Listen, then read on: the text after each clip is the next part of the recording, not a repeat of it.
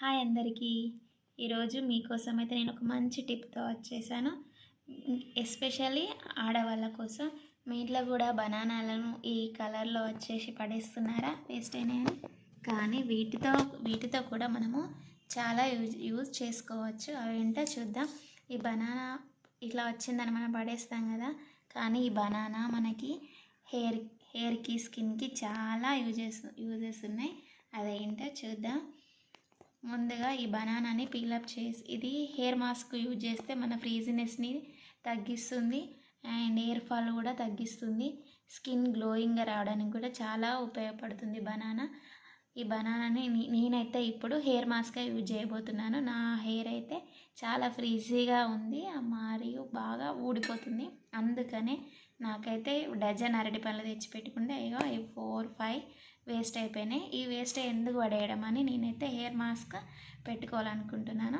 ఈ hair mask ఎలా తయారు చేయాలని మీకు చూపిస్తానండి. ఓకే, బనానా అయితే మనం పీలప్ చేసేసి అన్ని బనానాలు పీలప్ చేసేస్తున్నాను. చూడండి, లోపల పైన తొక్క కలరే చేంజ్ అయింది, ఇంకా లోపల బాగానే ఉన్నాయి. కానీ పిల్లలు ఇవి తింటారా? మనకే తినాలనిపించదు, పిల్లలు తింటారయ్యా. చూడండి, లోపల బాగానే ఉన్నాయి, పైన కలర్ మాత్రం బ్లాక్ కలర్లోకి వచ్చేసినాయి. మనమైతే వేస్ట్ అని పడేస్తుంటాం. పిల్లలు కూడా తినాలనిపించదు మనకి. కానీ ఇవి మనం పడేయకుండా ఇలా కూడా యూజ్ చేసుకోవచ్చు.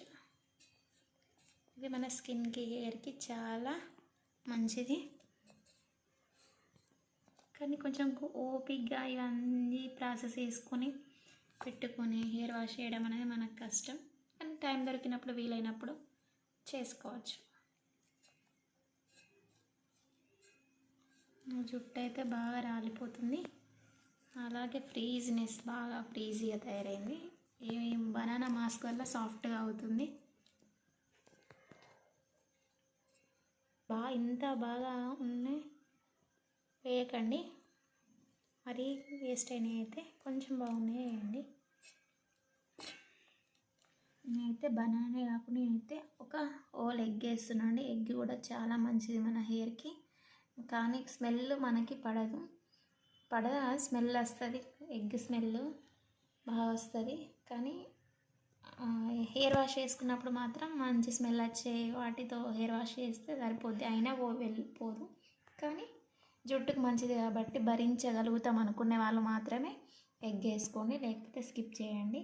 ఎలాగైనా బాగా, కానీ జుట్టుకి మాత్రం ఎగ్ కూడా, హోల్ ఎగ్ చాలా మంచిది. నేనైతే ఒక ఎగ్ వేసుకుంటున్నానండి.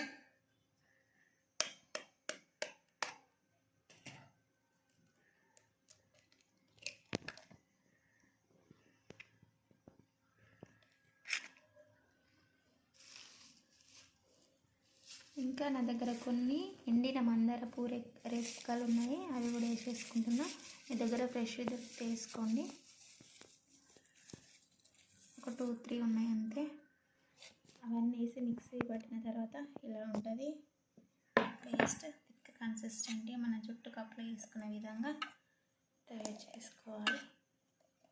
తర్వాత మన హెయిర్కి అప్లై చేసి ఒక 1 hour 2 hours మనకు టైం ఉంటే మొత్తం ఆరేదాకా ఉంచుకున్న తర్వాత హెయిర్ వాష్ చేసుకోవాలి.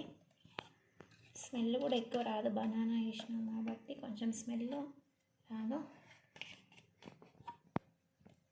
ఆఫ్టర్ హెయిర్ వాష్ నా జుట్టు ఎలా ఉంటుందో చూపిస్తా. Before hair wash, after hair wash తేడా మీకు చూపిస్తాను. చిక్కుడు ఉంటుంది, అస్సలు వదిలిపోదు. ఈ బనానా మాస్క్ పెట్టుకున్న తర్వాత నెక్స్ట్ ఎలా ఉందో మీకు చూపిస్తా ఆఫ్టర్ హెయిర్ వాష్. ఈ మాస్క్ హెయిర్కి అయితే అప్లై చేస్తున్నా. ఎవరైనా హెల్ప్ చేసే వాళ్ళు ఉంటే ఇంకా బెటర్. మనకు పెట్టే వాళ్ళు ఉంటే, మనం ముక్కలు పెట్టుకోవాలంటే కొద్దిగా కష్టమే, కానీ పెట్టుకోవాలి. కొంచెం పాయలు తీసుకుంటే అప్లై చేస్తే చాలా బాగా పడుతుంది. చూడండి, బిఫోర్కి ఆఫ్టర్ నా హెయిర్ వాష్ తర్వాత నా హెయిర్ ఎలా ఉంటుందో.